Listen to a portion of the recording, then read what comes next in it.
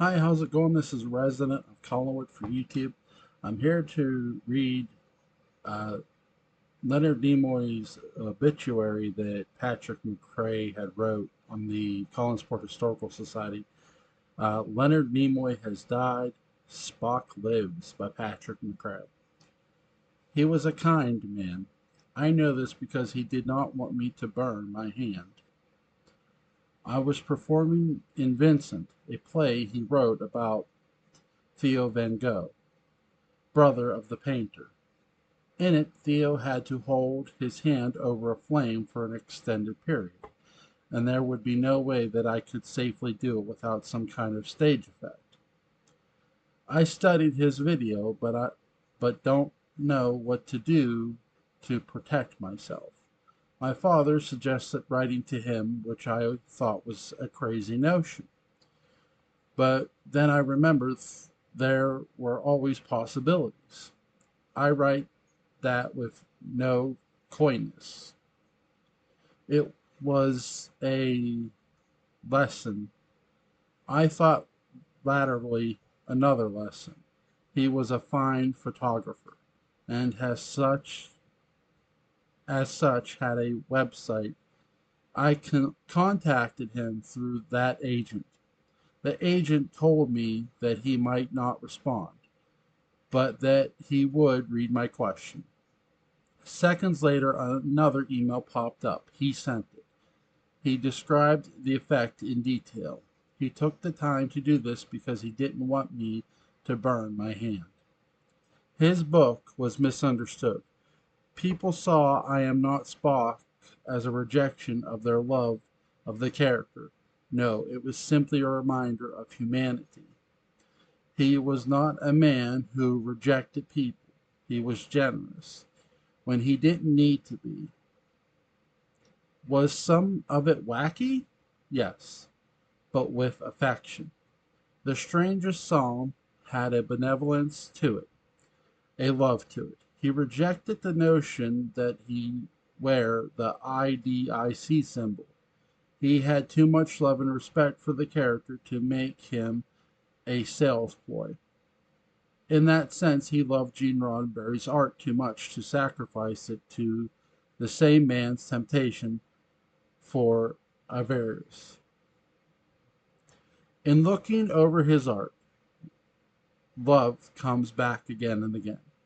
Books named Warmed by Love and We Are All Children Searching for Love are not titled by accident. His photograph of God and body acceptance were were about love.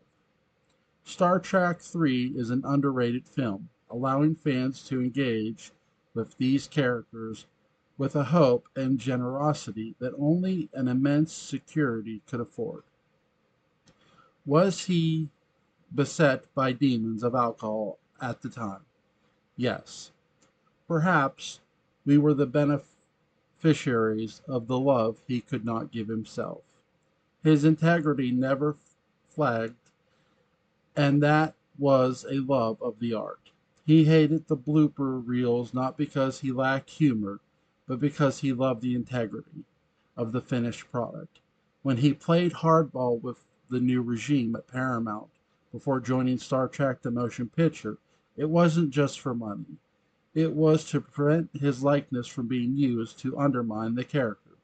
It was to ensure the castmates, like troubled brother William Shatner, would share in the riches he was being offered, thus ending any possible rivalry. When he directed, it was with a sensitivity to all of his fellow Trekkies. Their fans had just as much passion as his. And by engineering moments for Walter George, Nikhil, Jimmy, and Grace, he paid tribute to all of them. He was the first real adult I knew of outside my family and their friends. My father was very careful about this. He had me watch Star Trek for reasons and then shared entertainment.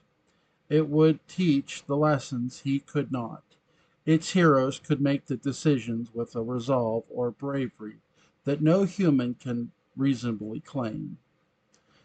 Fitting that its true hero, in his eyes, was only half human. Reason and rationality were core tenets of his message to me. The world lacked those things. Spock's did not. He wanted me in the wisdom of that world more than the grim pessimism of ours. My father was right. He chose Spock as a second father in that sense. He chose Star Trek as a second home.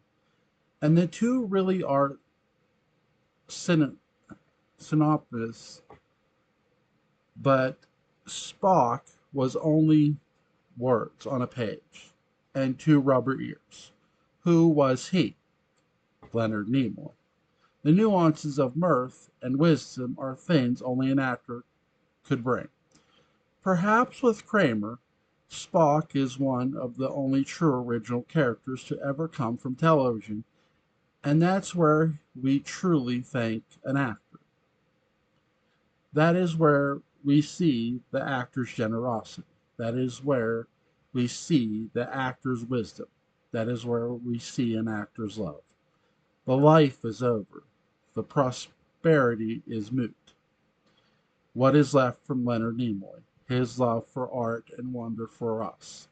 That can be shortened simply to his Ray cranky warm sense of love. Spock lives. Star Trek II, Wrath of God, the Wrath of God. I'm going to leave a link to this in the description box, guys. Go check it out. Really, really good stuff. Really, really good stuff. I'll use this. There you go. All right, guys. You guys have a good day. I'll be back here in a little bit.